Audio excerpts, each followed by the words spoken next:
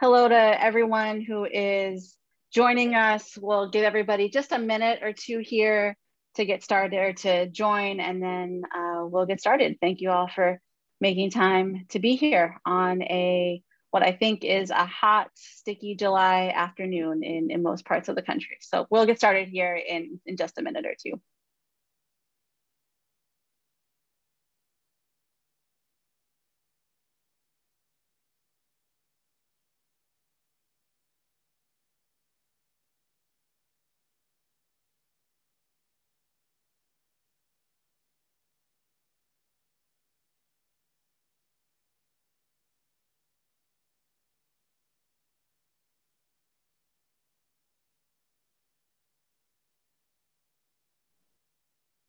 Okay, so welcome again, everyone. Thank you so much for being here today.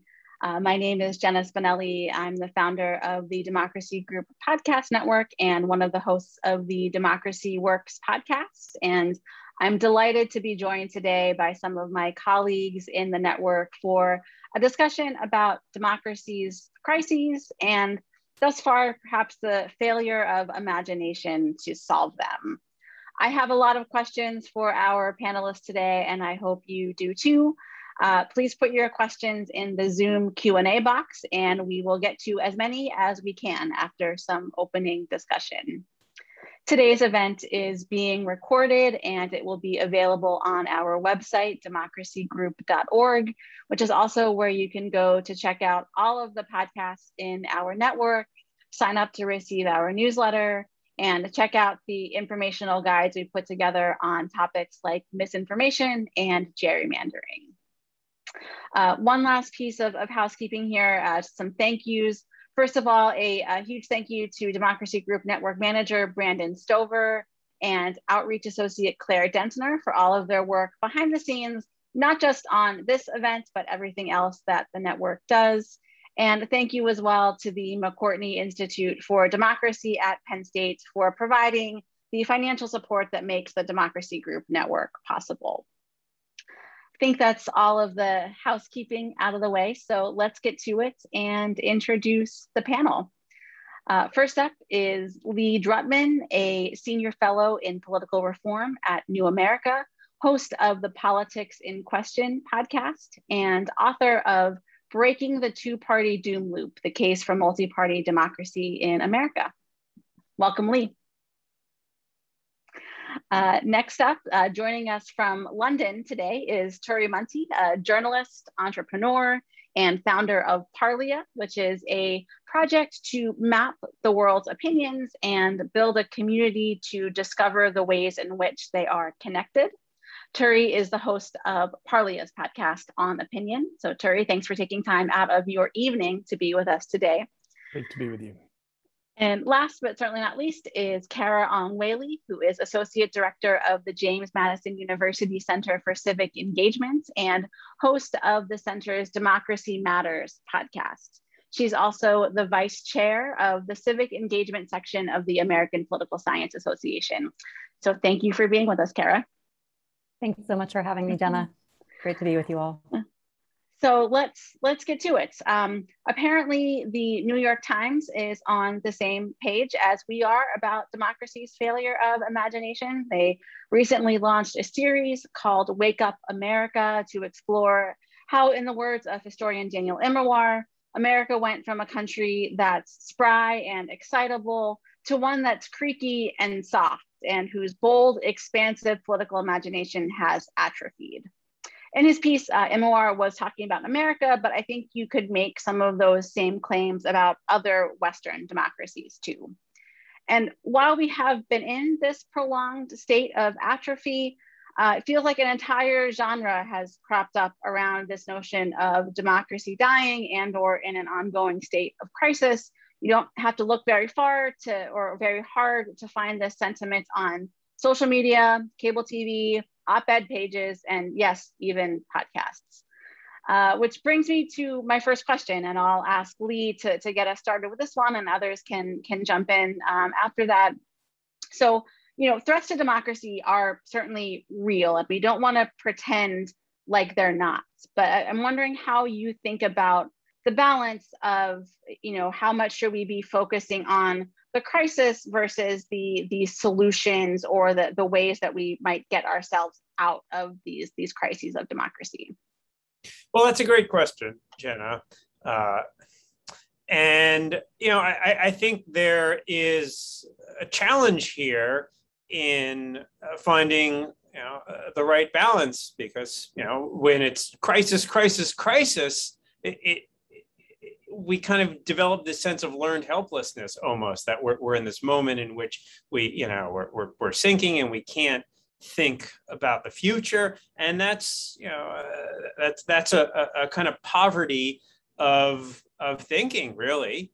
But at the same time, we are facing a real crisis, and what's happening in many of the states is something that is really not democracy anymore, when you have one party that is using its power to try to entrench its advantage. Nationally, when you have one party that refuses to even acknowledge the violence that happened on January 6th and tolerates extreme anti-liberalism and engages in a broad conspiracy, that's not democracy anymore. But we are in a moment, I think, of tremendous transition in this country. We are becoming a multiracial, multi-ethnic democracy. American politics is really fully nationalized for the first time, with a genuine nationalized two-party system, which is a real threat. And it's a moment of economic transition. It's a changing global dynamic. So all of these things are kind of coming together. And there are, I think, important structural reasons why we're having this crisis at this moment. But those same structural forces also point towards a potential for reimagination, which is a word that has come up over and over again in my conversations in the last few years. So I think we can do both, but I think the balance has fallen too far towards crisis, and we need more reimagining.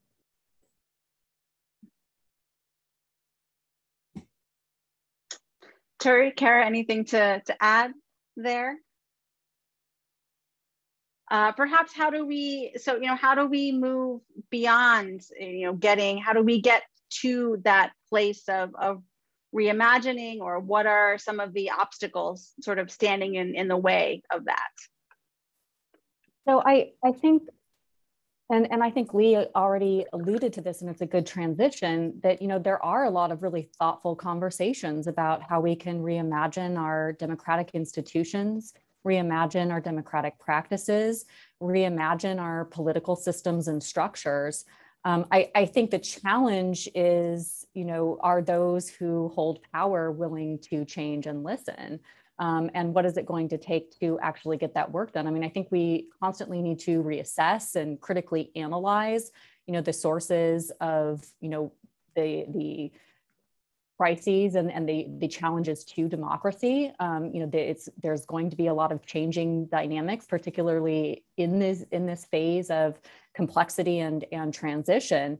But there are lots of ideas out there. There are lots of people wanting to be engaged and that have thoughtful ideas. The question is, are the permission structures going to allow us to actually participate and change those systems? And I think that's a much harder project, especially when we're talking about a political structure that has traditionally and historically been elitist, classist, and racist. So I should flag the fact that I just don't just come from Britain. I am in Britain, and therefore my focus is going to be very European. You've got Carah and Lee to talk on the US side, so maybe I can bring some European perspective, if that's okay.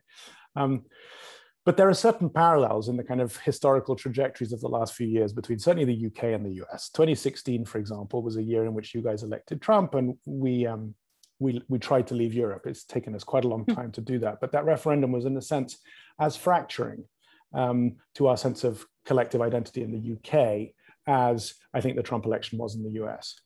And I think, like many of us, my first reaction, at least to both events, was terror and panic and hyperventilation. And actually, I think in a slightly more measured way, this question of an imaginative response to some kind of stagnation in the way that we think about democratic processes was occasioned by this great upheaval. So I've made my peace with Brexit, which I stood very firmly against, precisely because it was such a tremendously loud wake-up call to a particular way of thinking about politics in the UK. From my perspective, it took me, I suppose, 8 years to realize that 2008 had completely upended the terms of the game, the nature of the conversation, what the Overton window was in which politics was discussed. And so there is, it may actually be that the moments that we're in now, these last few years where everything seems profoundly polarized, quite violent, that we're incapable of talking to each other across multiple aisles, is actually our just coming to terms with the fact that the tectonic plates of politics and of economics have very, very much shifted across the West. So I look at these last few years as, in fact, something, having calmed myself down and taken my pills and gone for long runs. This is a moment, in a sense, of revelation, and that is always a good thing. So does it follow then, Turi, that we will move through this period of revelation to perhaps different new imaginative solutions? You think that that's inevitable? Let's hope. Again, talking from the UK and European perspective, a major shift has taken place in sort of the constitutional structure of the UK. We've come out of the European Union. That is a major reimagining of what politics look like. And it's a huge shout towards this notion of sovereignty, which to many of us on the liberal side simply was kind of an invention, a polite fiction, a sort of a space of discussion which is badly framed to start with. But there's a major shift there. There's been a series, as you all know, of really quite radical changes in the political makeup of European countries, which, this I know is a point close to Lee's heart, do not have bi-party politics, where the opportunity for new political parties emerging has created an extraordinary sort of upheaval across Italy, across Spain, across France, across Germany with the AfD and the Green Party. So we are here when there is a political structural constitution which allows for new voices to bubble up. We are sort of spinning those up. And I'm an eternal optimist. But actually, if we looked 4 or 5 years ago at what Europe was going to look like, there was this absolute terror that we were going to all end up looking a little bit like Viktor Orban's Hungary or the Kaczynski's Poland, where you end up with this sort of proto-democracy, deeply anti-liberal proto-democracy. But in fact, at the last municipal elections in France a week or two ago, the Rassemblement National, Le Pen's party, suffered massive defeats in the polls. So movement is, as I said, I'm an optimist. Movement feels like it's better than stasis, full stop. Yeah. Lee, what do you make of this kind of notion from the American context? Do you think that there's sort of the groundwork in place to maybe move toward different solutions or different ways of doing things moving forward? Well, absolutely, I do. I'm also an optimist. Otherwise, I would be doing something else, perhaps buying land in British Columbia and seeking Canadian citizenship or moving to New Zealand or something. Look, the U.S. has been through a series of ups and downs throughout our history, and the thing about the long arc of American history is that we've had these periods of remarkable democratic renewal. I think there are tremendous parallels between this current era and the late Gilded Age, early progressive era, in which you see a flourishing of social movements building on dissatisfaction with the status quo and major changes. We have these moments of really transformational politics in the U.S. every 60 years or so, really going back to the Revolution. You could even go further back, but the Revolutionary era, the Jacksonian democracy, the era of expansion of the franchise, the progressive era, the civil rights era. And there seems to be something about it, something almost endogenous. And I mean, I think one should be rightly skeptical of cyclical theories, but at the same time, there does seem to be this pattern in which there's, crisis, it's almost Hegelian, crisis, kind of stability, and then that stability creates a new crisis. I mean, if you look at European politics and Western politics generally, in the 1990s there was sort of this consolidation on this kind of third way neoliberal synthesis. It seemed like everything was stable, but things cannot be stable for long because at some a consensus fuels a new divide, and we see that new divide happening throughout. It is a cultural divide. It's an urban-rural divide, and it's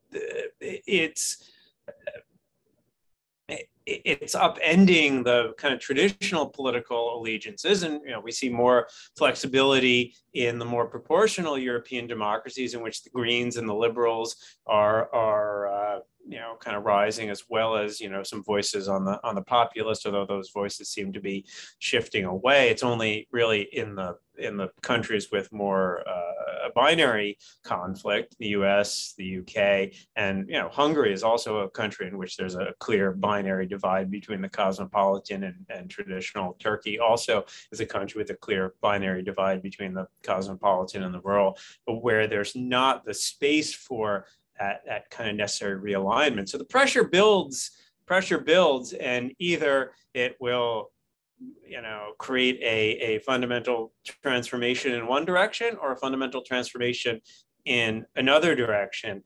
But at some point, there will be a political earthquake in the US, and maybe we're in the midst of that. One thing just on that I would love to add in terms of thinking about the cyclical nature of this is also the ways in which we're seeing changing patterns of participation. So there have been these moments where we've sort of, decried the loss of participation in our civic life, right? Most recently, Putnam, I think, encouraged a lot of us to become more involved in 2000 and kind of talked about the crisis of declining participation in civic life. And I think that is one area where I am hopeful that we do see more people looking to participate increasingly at the local level, because things are not happening in the United States, at least at the national level. And so, especially among younger people, I think this is a moment where, there are opportunities to get involved and to leverage power and to participate, whether it's in school board meetings or other city council, right? And so there's greater opportunity. And I think also a lot of interest in connecting and seeing how to make change on particular issues that people care about at the local level. And I'm even seeing this kind of percolate into the national conversation, like on climate change, for example, right? Where the solutions to climate change, even the New York Times recently talked about how the solutions to climate change were going to be at the local level, right? So driving people then to participate more in local governance and with a range of actors. And so I think that's also kind of a positive trend, where we haven't, where there has been so much of a focus on nationalization of politics and really less ability to make change at that level. Yeah.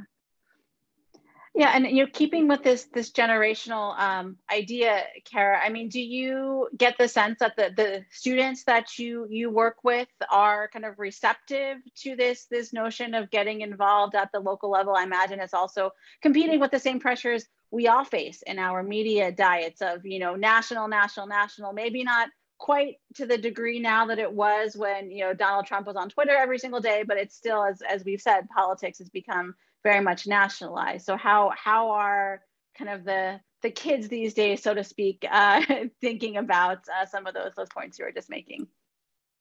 Well, I'm only on one campus, so I can only talk about our campus, but we do have a pretty comprehensive assessment program, and actually we are seeing a change. Our program is only 3 full years old, but we are actually seeing changes already among the cohorts. And students are coming in more politically attuned, and we're seeing changes over time in terms of their political participation as they're being exposed to opportunities for political and civic participation, especially at the local level. So we have assessment data to show this, at least for our campus.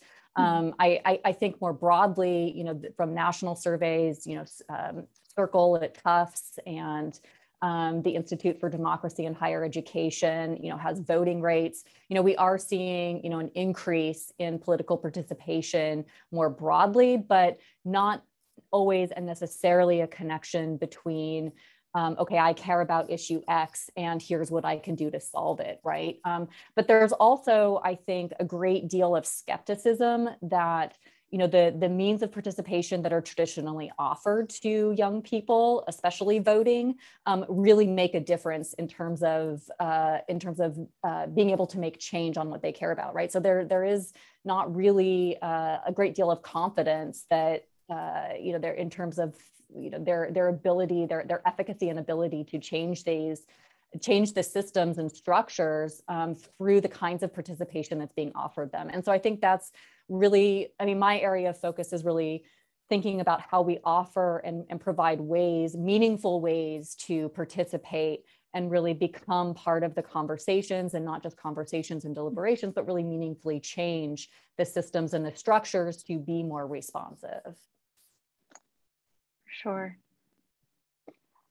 So, I was talking about the media, and I wonder, again, going back to this whole crisis framing, obviously, crises sell. It leads to clicks, it leads to ratings, it leads to all of these things. I know that all of you have experience in media in some respects, whether as a journalist or people who have interacted with the media as a source, et cetera, et cetera.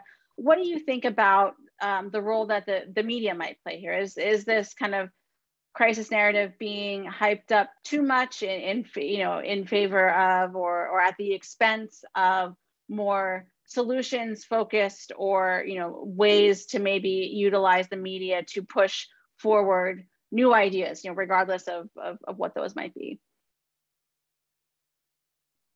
Lee, do you want to take this for the US, and then perhaps I can chime in?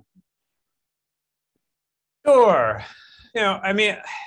So I think to the extent that there's, public nonprofit media, that's better.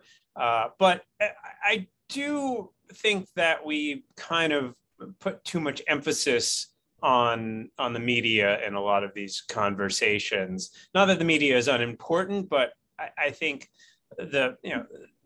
there is a way in which conflict will always sell. That is, we are drawn to conflict. There's something about it at a psychological level, and frankly, conflict can be good in the sense that it draws us in. It makes us feel that there's something that we care about, and consensus is politics. Consensus is often exclusionary.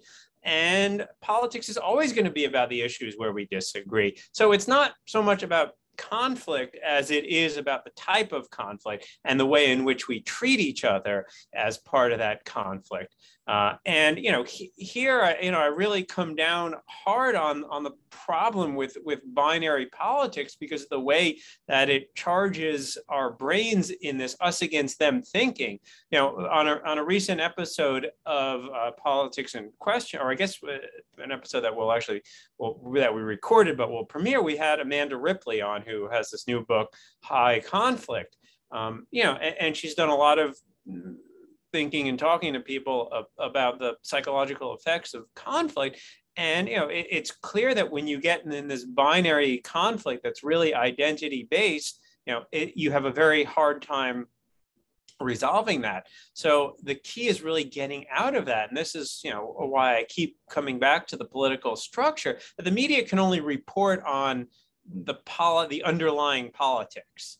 The media can't create, a different politics than the politics that exists. And there's this symbiotic relationship between the media and political figures, and they both think that the other side has too much power.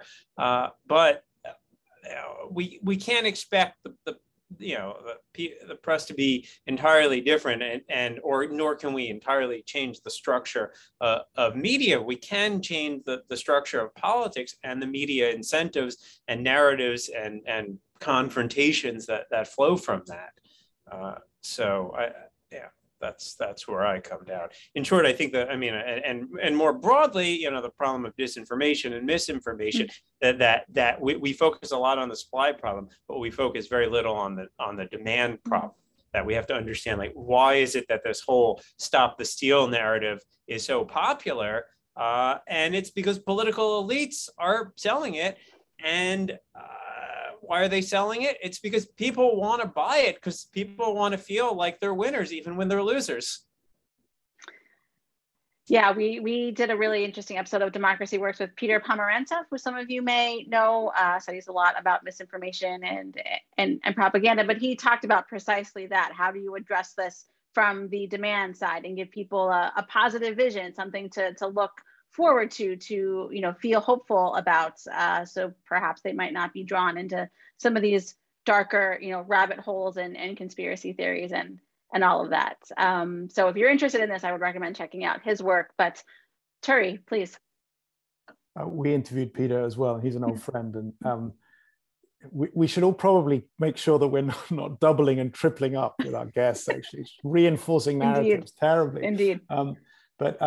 No, he's super interesting, because, of course, from his perspective, the key problem is not conflict. The key problem is the relativization of any possibility of truth, right? And so when he talks about what Russia's misinformation campaigns, Russia doesn't need you to believe one thing. Russia needs you to not be able to trust anything, because then the whole thing falls over. So just to go back to Lee's point, we interviewed a wonderful guy called Ian Leslie on opinion, whose book is called Conflicted, where he doesn't just accept that conflict is going to be around, but he celebrates it. He has this great line, which is, conflict is information. And it's perhaps going back to the first thing that I said, that actually when you start seeing these sort of factions and tribes building themselves up and attacking each other, it tells you huge amounts of information about the society that you're in. And I'm excited by that. Again, the key point is to work out how you do it. And so to Carah's point about a younger generation being deeply frustrated, and I think I see that here, and I see that with my European family across continental Europe as well, there is this sense that the voting cycles are too long, that the values split between old and new, or old and young, is just too big to be broached over a series of election cycles. The urgency of climate change is not something that can take gentle, ongoing, liberal, iterative discourse. And so there's some really interesting conflict in its own right. What people my age and older see is not so much that democracy is at threat, but actually that liberalism and the principles of liberalism are at threat. Everybody's still voting, if that's what we think democracy is. But what's happening is we're finding it very difficult to talk to each other. And when older people look at what's happening across universities and the deplatforming issues and the roads must fall and the statues debate, et cetera, what they see is the end of liberalism, the end of discourse as we understood it in a younger population. What I think makes much more sense to see this as is, I think, exactly the way that Carah, I think, is describing it, which is politics by other means. It's an acceleration of the conflict, just on different terms. And it's deeply disturbing, because we had a model to do this stuff. We'd all, I'm English, so we all wear our wigs and we dress up in our funny gowns, and we agree to address each other as the right honorable lady and the right honorable gentleman, and then we start flinging pots at each other. That we can't do, because the debate is being accelerated by an alternative form of discourse. That I think sort of fascinating. Yeah, and go ahead, Carah. I was just gonna say, I think we also, for me, I also try to consider like why the debate is accelerating too. And I think, you know, when I think about the statues debate, for example, you know, and this is an ongoing thing here in Virginia, and I was in Charlottesville in 2017 and at the University of Virginia, you know, on the evening and the days that 2017 happened. You know, I think there's a real questioning, not just of politics as usual, but who has had the opportunity to define the terms of the debate and who has had the ability to make the rules of the systems and the structures. And I think that is really kind of at the heart of it. You know, I think we're not even on the same page in many ways in terms of what democracy is and what it means. And that's, I think, generational. It's by education, it's by class. I see it kind of surfacing at many different levels. And I think that's also deeply problematic. But to, you know, think about and reinforce something that Turi said, you know, something that Robert Talisse, who's been a guest on Democracy Matters and on Democracy Works with Jenna, you know, this notion that the idea of civility, the protest is not incompatible with civility, conflict is not incompatible with civility. But I think we do kind of need to work out, you know, how can we come to agreement on what the rules of the game are going to be? And I think that's where it's going to be much harder, particularly in this moment. Yeah, and on this, oh, go ahead, Turi. No, I was going to clap resoundingly and agree. Tony Blair, who has an unfortunately terrible reputation, although, you know, centrist, open, hyper-liberal politician.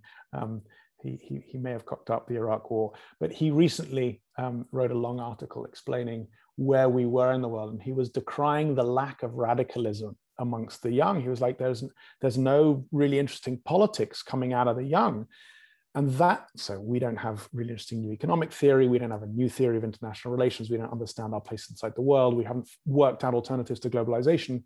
And that's why the young faff around arguing about identity, which is to miss the whole point, because it may turn out that actually the debate that's being played out here is to repurpose Carah's sort of formulation, framing of this. Carah, if you don't mind, and please tell me if I got this wrong, but it's that actually this reformulation of what democracy is, the biggest fight is around identity. Who gets to articulate the terms of the deal or the terms of interaction? And that's fascinating, and that's super problematic, because one of the things that Lee was referring to right at the beginning, this, you know, refusal to accept election results, the storming of the Capitol, what we're seeing there is a real concern about what the rules are, and a real concern that you can't trust the umpires.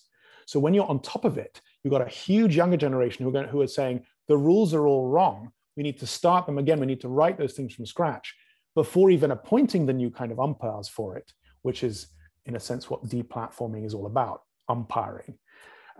We're at a meta level of argument, which we're not even close to being able to figure out a way of doing, to Talisse's point, civilly. Mm-hmm. So thinking about this notion of liberalism and institutions and who gets to set the rules, Lee, I know you focus a lot on these topics on politics in question. How are you feeling about the ability of liberal democratic institutions to keep up with this you know, accelerating pace of change we've been talking about? And has your thinking on that perhaps changed as you've been doing the course of the show or your other work in this area? Well, I mean, this is a moment of both tremendous stuckness and tremendous instability, and those things are really two sides, you know, of the same coin. To use a cliche that doesn't seem to actually fit here. You know, liberal democracy. You know, there's both the liberal part and the democracy part, And as many people have noted, those things have become somewhat separated. And what we've lost in that is the understanding that those 2 points, that those two pieces that have long been fused together really need each other. Because liberalism conditions us to be okay with other perspectives and to be okay with losing elections and to be willing to, tolerate minority rights and dissent. And democracy only works if we can tolerate dissent and we can tolerate losing. I mean, a minimalist definition of democracy is it's a system in which parties lose elections. And I think there are folks who have grown frustrated with either or both of those two pieces. There are folks who say, particularly on the political right, who say, we don't need, there's an emerging strain of thinking in the among conservative pundits saying, we don't need democracy. What's important is having liberty. But what they fail to understand is that the strongest protector of liberty is democracy. So, I think there's a loss there. And then, from the kind of a liberal populist, the, side that, all we need is democracy and we'll just have elections and the people will decide. There's a failure to understand that people are diverse and are not one thing. And I do think that there are historical cycles and we constantly have to relearn these fundamental truths because it's easy to take things for granted. And I think in the US, there's a sense that, oh, well, of course the US is always going to be a democracy because we've always been a democracy. And there's a failure to understand that these things are fragile. In the same way, I think there was a failure. In many ways, I feel like we're thinking about the collapse of democracy in the US in the way that we were thinking about the coronavirus in January of 2020, which is a sense that this is a threat, but it couldn't possibly happen here because we've never experienced anything like this in our lifetimes. And now, as we begin to come out of the pandemic, we're taking public health, or a lot of us are taking public health seriously in a different way. So, in a sense, we may have to go through another collapse in order to rebuild again. And that just seems to be the cycle of thing. I hope the threat of it is enough to lead us to rebuild, but my fear is that things will have to get worse before they can get better. Right. So I have one more question for all of you, and then I think we'll turn to some audience Q&A. And just a reminder, if you do have a question, please put it in the Zoom Q&A box. We've had a couple come in so far, but there are all kinds of initiatives and efforts out there to try to do some of this reimagination that we've been talking about. Whether it's advocating for ranked choice voting or multi-member districts, or some of the efforts to reform money in politics. There's any number of organizations. I know a lot of the people that listen to our respective podcasts are people involved in those organizations. But it seems, at least to me anyway, and if you disagree with this, please tell me, but it's a very sort of closed loop ecosystem right now. We're all very good at talking to each other, but maybe there's this whole other group of people out there that has no idea that any of this is happening, or even that things could be a different way. So what do you think that some of these efforts need, without maybe focusing on one in particular, but what do some of these new ideas need to be able to get that oxygen to get into more mainstream political thought and activity? I can be short and brief on this. I mean, they need access. They need access to positions of power, and then not to be changed once they get to those positions of power, right? I think there's a tendency, maybe I'm speaking from a position of pessimism at an institution of higher education, where I see people who tend to rise up in the ranks of power tend to not be as progressive or as imaginative, right? Depending on as they rise in the ranks. And that's sort of similar, right? There's sort of a moderating effect that power seems to have. And so, I mean, I think at a larger level, that's an issue. And also going back to an earlier question about the media, I mean, certainly the media could be providing more attention to a lot of these efforts and taking them seriously, which, yes, we know there's lots of studies showing that the media have a bias towards the most dramatic, and it's just not sexy enough to focus on a lot of these reform efforts. But certainly we could try to do more to work and triangulate with the media, with those in positions of power, to really elevate these ideas. But I don't want to sort of, again, dismiss this notion that, I think there's great ideas out there. There's great laboratories, particularly on like ranked choice voting at the state and local level. And a lot of ideas to end. But like, if I think about gerrymandering, for example, right, there's excellent data out there. Lawrence Lessig had Sam Wang from Princeton's gerrymandering project on his episode. I listened to that over the weekend, and there's some great work that's being done in that area. But the question is that,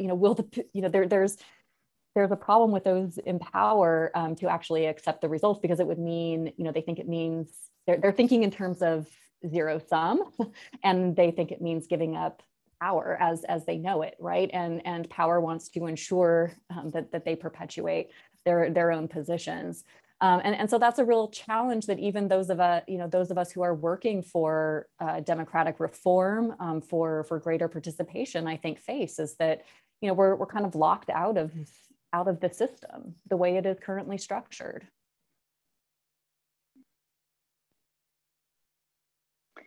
Lee, Turi, anything to add there before we move to audience questions? I'm going to defer to Lee. I can tell you about the problems of the Conservative Party in a one-party state in the UK, but maybe that's not so interesting to your listeners. Yeah, I mean, I'm eager to hear the audience questions. Okay, well, great. I know Claire has been keeping an eye on them for us. Claire is a student at Penn State and has been doing a lot of work for us in the network this summer. So what do we have, Claire? And we have a lot of really interesting questions. To start off, one viewer wrote, many people, especially older people, complain that much of the breakdown today comes in the form of people becoming worse at listening to each other, especially listening to unfamiliar views. In other words, that too many people have lost any sense of curiosity. What do our panelists think of this notion? Well, I'll jump in here. I think one of the challenges in the U.S. certainly is that we've had this partisan sorting over many decades, in which the Republican Party has overwhelmingly become the rural party. Ex-urban, traditionalist. The Democratic Party has become the cosmopolitan urban party. So we've had this process whereby more and more people are surrounded by people who have the same political affiliations and allegiances and identities as them. And that leads people to kind of conform with each other. And there is a lot of research suggesting that when people are surrounded by like-minded people, they tend to become more solid in their opinions and less willing to venture alternative viewpoints, because that puts them out of step with the people who they consider their friends and who are their coworkers. And so I mean, we are social creatures as humans. We want to conform, most of us, except for a few a few idiosyncratic folks who like to be contrarians. Most of us want to conform and be with people who are like us. Now, a long-standing classic finding in political science is that in order for democracies to be stable, you need what political scientists would refer to as cross-cutting cleavages. That is, you need to kind of have different affiliations and different networks that point you in different ways, and that's what leads to the kind of uncertainty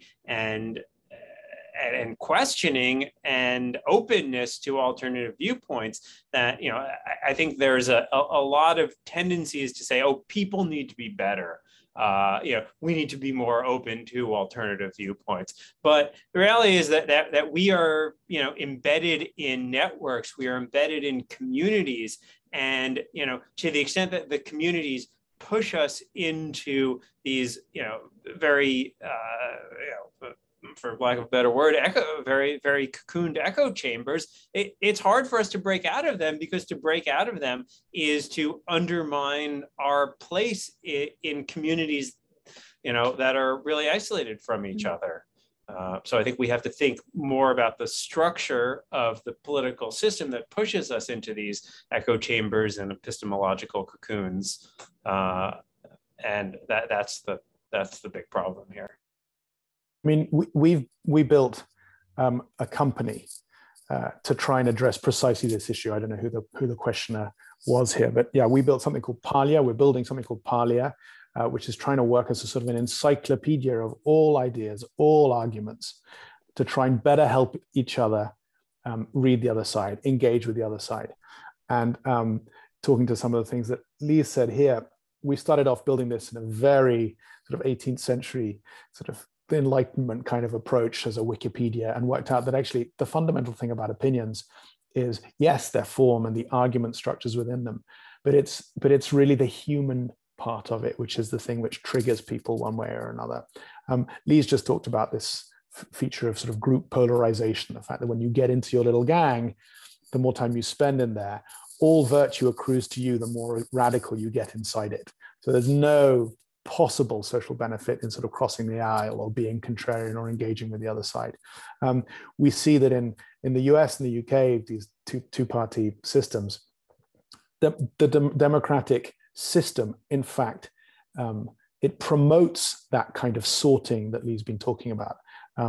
People talk about sorting not as a bug, but as a feature of this two-party democracy, and that's not at all a good thing. We've mentioned the media in a couple of different ways, thinking about sort of responses to democracy's crises. But here, I very much feel like the media is a central part of the issue. We live in a moment of massive information surplus in a way that people talk about every generation, every time that if it's not the TV, it's the radio. If it's not the radio, it's the invention of Gutenberg's printing press. But we have way too much content at our disposal, and the art. I have friends inside the artists community who now talk about a kind of an age of anxiety, an age of the extreme self. We're constantly reflected back against ourselves. We're constantly reminded about what the world is around us, and I think it's deeply destabilizing. We're constantly trying to work out where we sit in the world. And therefore, I think our desire to rush towards tribes that can protect us is accelerated. And you find that very much on these oppositional social networks like Facebook and Twitter perhaps most of all, but Reddit too, where we're sorted because actually there is threat in not being part of a team. And so I think that's a fundamentally problematic piece. And you were mentioning Talise earlier, who would like us all to go off and fish with our buddy who's on the other side of the aisle, or go play bowls, or whatever it might be. Yes, the response to democracy's crises has to be local, but that feels like so ultra local that it doesn't count as a response. I mean, this is just too long a game to be playing.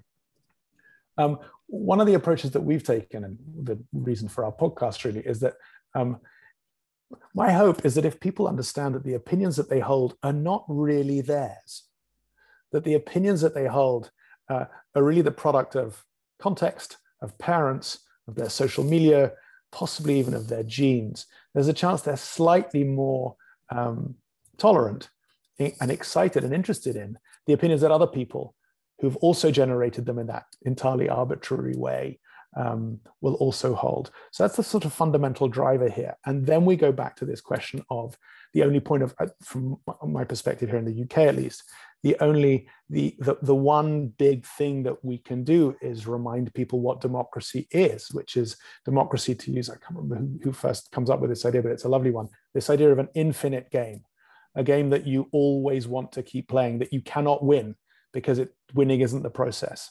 And the way that you guarantee that it's infinite is by ensuring that the buck passes, the ball changes side, and that's the tricky one when you don't trust the rules anymore.